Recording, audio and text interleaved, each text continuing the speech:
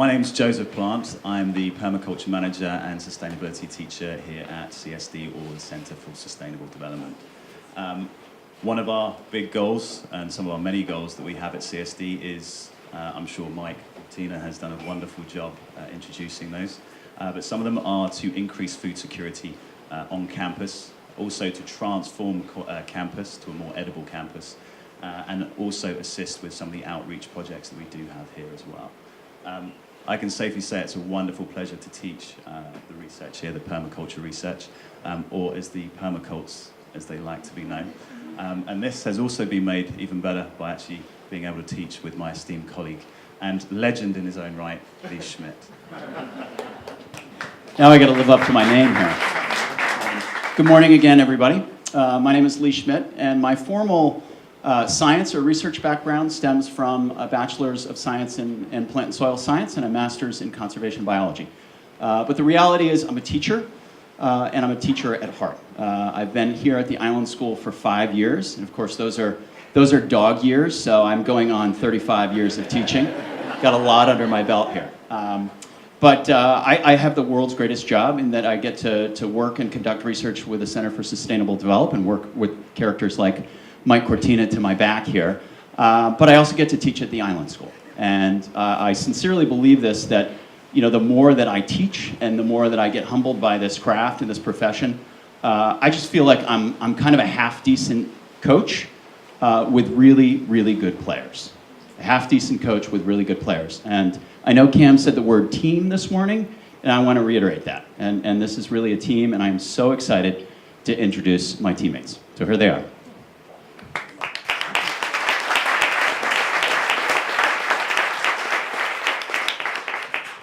Hi, I'm Matt Grosscup. I'm Clay Garan-Ramirez. I'm Lila Salikman. I'm Zaheli Felix. I'm Nick Dowler. I'm Haley Bernstein.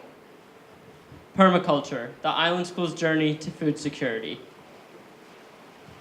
Permaculture design, innovative solutions to food production in SIDS, or small island developing states. Permaculture, or permanent agriculture, is a term coined by David Holmgren and Bill Mollison in the 70s. They were agricultural researchers that developed this term to focus on the developing of agricultural ecosystems that were self-sufficient and sustainable, while reflecting those that occurred in nature. There are 12 main principles of permaculture. They range from producing no waste, as we compost in the dining hall, as you all have, to using renewable resources. Like if you look on the beaches, there's seaweed, and we use those as soil amendments and weed suppressants. There are 3 ethics of permaculture. These 12 principles fall under the 3 ethics. The 3 ethics are care for the people, care for the earth, and fair share. Fair share is defined by a balance of inputs and outputs with nature. To conclude, permaculture is a form of sustainable agriculture that is rooted in mimicking natural ecosystems. Food systems in the 21st century. Future social, economic, and environmental impacts. So in the year 2050, there's an estimated 9 billion people on this earth. That is 1.5 billion extra mouths to feed. So with that, there's an increase in industrialized agriculture. So that means there's more monocrop use, more fertilizer use, and a lot more land clearance. This means that they're putting chemicals into the soil and not allowing them to have time to recover. There is also less subsistent farming with little crop diversity, which means that there is a greater reliance on food importations. With that, soil degradation, desertification, and food miles are very prominent. Food miles are the carbon footprint that your food leaves on this earth. So that goes from packaging to travel time. And all of this overuse and travel leads to a lack of nutrition. The Bahamian food shed. We're a product of our own environment. So what you see up here is the Rock Sound dock. And that is something that the Island School facilities team is very familiar with. We go every single Tuesday to pick up produce from Nassau.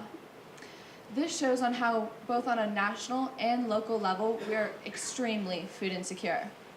The Bahamas is 90% food insecure. Let me repeat that. 90% food insecure. That means that if there were a large weather event that hit the Bahamas, like Hurricane Matthew in 2016, we would have to go into food rationing within the first 2 weeks of being here. On a more local scale, as well, we spend up to $1 billion on food importations yearly. On a more local scale, the island school is 89% food insecure, and the rest of that produce comes from local farmers and our aquaponics system here on campus.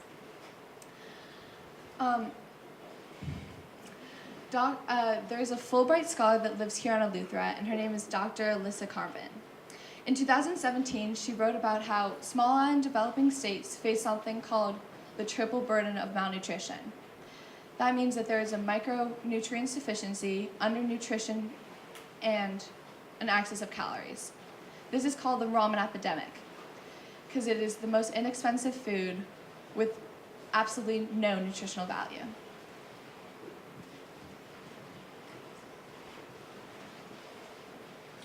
So throughout the semester, we've had 3 guiding research questions. The first one is about efficiency, and what's the best use of the land we have at CEI? Is it farming, expanding aquaponics? Do we need to fix our soil? Should we use biochar to do this?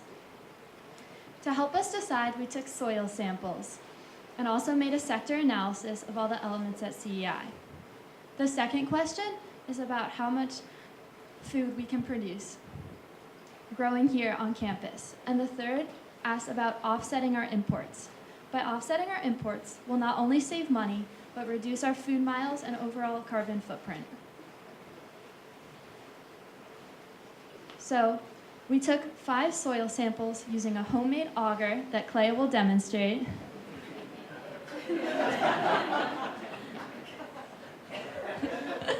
We tested the nutrients to see if farming was a viable option. We also used a global positioning system, geographical information system, to make a soil transect of CEI. We took points at all the buildings, labeled and identified all the plants and trees to make an outline of the campus. Using these 2 tools, we've literally covered a lot of ground.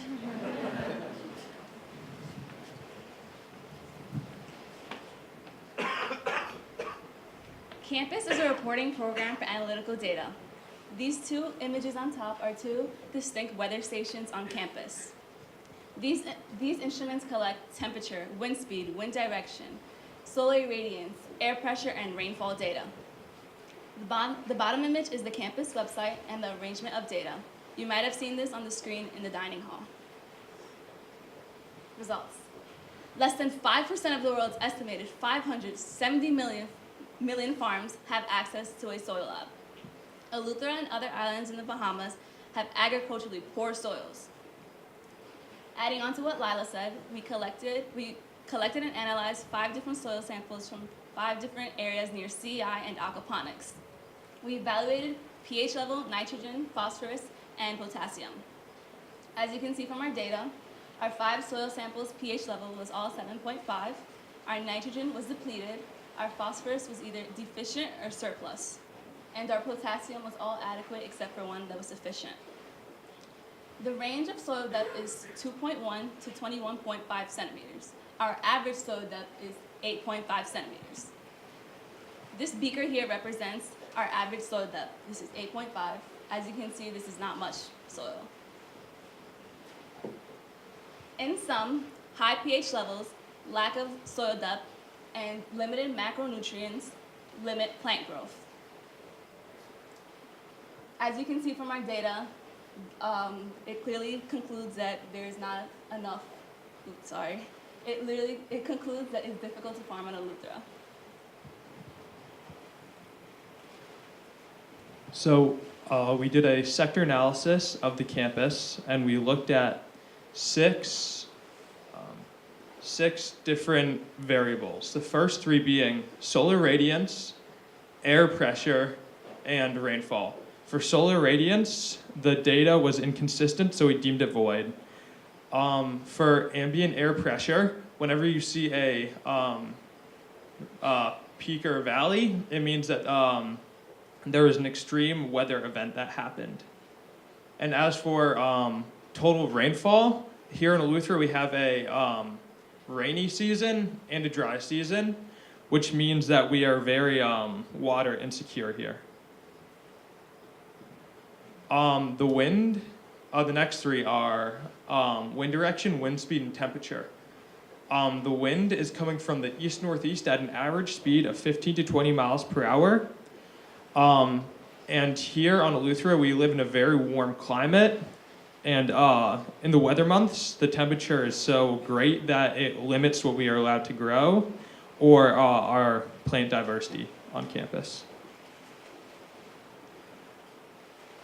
This is an aerial view of the CEI part of campus, and these red lines represent where we did soil depth analysis tests. With the winds prevailing from the east-northeast, it essentially means that this part of campus is a wind tunnel.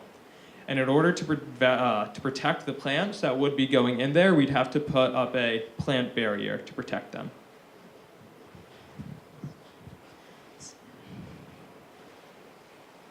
So looking at the future of the island school, we're planning on expanding the aquaponics system. To begin this expansion, we first have to make the aquaponics system more crop diverse. To begin this, we are going to be implementing Malaysian giant shrimps to the system. Here is a blueprint of the shrimp cages, and each shrimp cage is a different size and contains a different life cycle.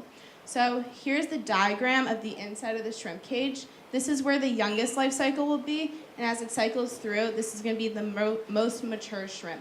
Here's the diagram of the water flow that comes from the aquaponics system that is in the shrimp cage. So by adding the shrimp cage, we are going to add an NFT system, or a nutrient film technique, which is essentially the water that comes from the aquaponics that is in the shrimp cage is going to be used through a gutter system to give the proper nutrients to the plants that are in the grow bed. And in permaculture, a big aspect is a stacking function, which is being most efficient with the space you are given. So by adding the NFT system, we were able to be most efficient with the space in the aquaponics system. So what's next for the island school? So the island school is 89% food insecure, and we are hoping to change this with 3 potential plans. The first is buying more local food from the Bahamas and Eleuthera, and this will both help the economy and help get more food at the island school. The second is to make the aquaponics more crop diverse, and this will be able to get more food from the aquaponics onto our tables. And then the third is both using local and aquaponics resources in order to help the food security. With the planned aquaponics expansion, we are able to have the potential to make the island school 17.4% more food secure. I will repeat that. With the planned expansion for the aquaponics system, we have the potential of making the island school 17.4% more food secure. This is our literature cited.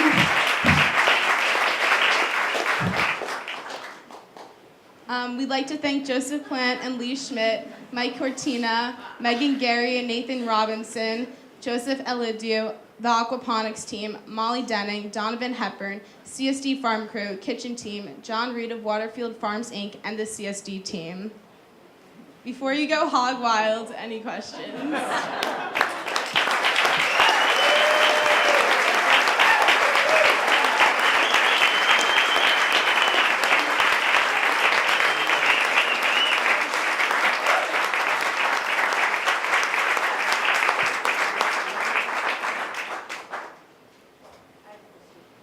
Yeah.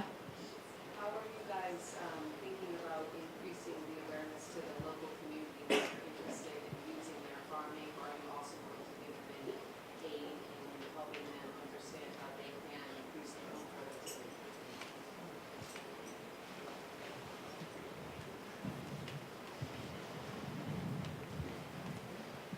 That was a great question. Of course. So the question was, how are we going to make the farmers on Eleuthera more aware of their situation? And what was... How are you going to help them increase their awareness that they can help you, and how will you increase their productivity? So just increasing their perspective and helping them out. So here on the island, it used to be almost the breadbasket of the like Bahamas in general. So Eleuthera used to have a lot of farming. Most of the farmers here are very aware that their soil is not the most useful soil to have here. So there's a lot of different techniques that they use here on the island, like burning and slashing. But there are supposedly supposed to be classes that are like helping out, and it's very simple to make an aquaponic system if you do not want to make a very complex one, but it does take a lot of water, so it depends on what resources they do have, but we are trying to give back to local communities to help farmers learn. We have a lot of fantastic farmers here that are actually locals, that are actually very, very nice and helpful. So, yeah, you want to add a... Yeah? So I think you guys said that most of the land is not great farming land. Is there any research being done, I mean, clearly vegetation grows. Is there any research being done on any sort of edible plant that could be sustained in this environment? So the question was, is there any research being done on edible plants that can grow in this environment? So one of the other research teams is Biochar Biofert, and they're looking at alternative options to grow, alternative options to chemical fertilizers, so using natural fertilizers, and you will hear more about that in their presentation. And that fertilization will help grow edible plants that normally wouldn't be able to grow here. But there are plants here edible plants here that grow here because they're specialized to the sandy dune environment. It's just that there aren't many. Yeah, there aren't many. In addition, with the research that we have conducted, we'll be able to find what is best suitable, or which plants are best suitable for here. So that's going to be something that we're looking forward to in the near future. What percentage of the food now that the school eats is from the island or local farms? So the question was, what percentage of the food is from the island and local farms? It's 11%. So it's not a lot. And then I have one more. Have you thought about vertical hydroponic farming? Has that been discussed? So the NFT system is actually a vertical system, and on the bottom there's going to be the shrimps, and then on top of that is going to be the grow bed. So by using the same space, we were able to both harvest the fish and be able to grow plants like lettuce and mint and vegetables. Yeah. I have one question. When you started, by the way, fantastic work you did. Thank you. But when you were getting ready to do your analysis, did you study any other communities, island-based communities that might have a few things that they're applying really well and you could learn from and make it a little bit easier? Are there some great models out there that you studied or you might want to study? So your question was, were there any models that we had, other islands that have better food security and are able to grow more food? We actually didn't really focus on that because we were focusing more on here at the island school and how we can make it more efficient instead of comparing it to other places.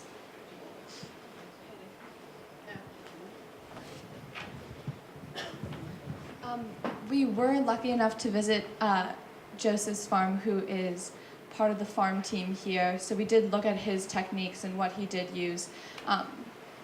But we realized that some of the methods, though the techniques were efficient, some of the methods, like burning, were not as sustainable as what we're looking forward to at the island school. So.